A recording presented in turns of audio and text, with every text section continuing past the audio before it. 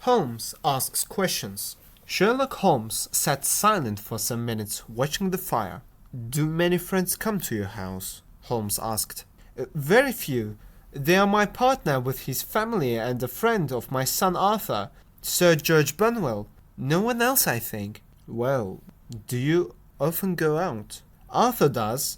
Mary and I always stay at home. That is not usual for a young girl. She is a quiet girl. Not so very young. She's 24.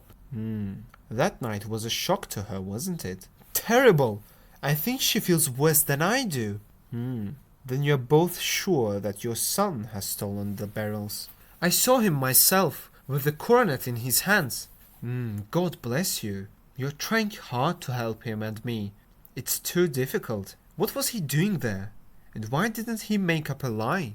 Why did the police think about the noise that woke you? They thought it was the noise of the Arthur's closing door. I don't think so.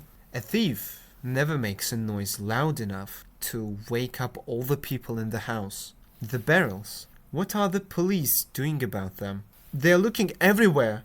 Under the floors, in the furniture. I'm hoping to find them in the house.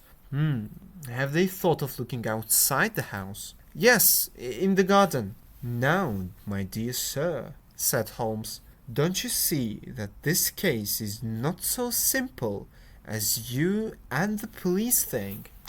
You think that your son came down from his bed, went to your dressing room, found the coronet, broke off a piece of it, then went somewhere to hide this piece, so cleverly indeed that no one can find it, and then returned to the room. Do you really believe it? I'd like to go with you to your house and see everything with my own eyes. Holmes asked me to go with them. I followed them with great pleasure, because I wanted to see Holmes at work. When I was listening to Mr. Holder, I believed that Arthur had stolen the barrels, but deep in my heart I trusted Sherlock Holmes, and I was sure there was some hope for the boy, and another explanation for the missing barrels. Mr. Holder was glad to have that small hope too.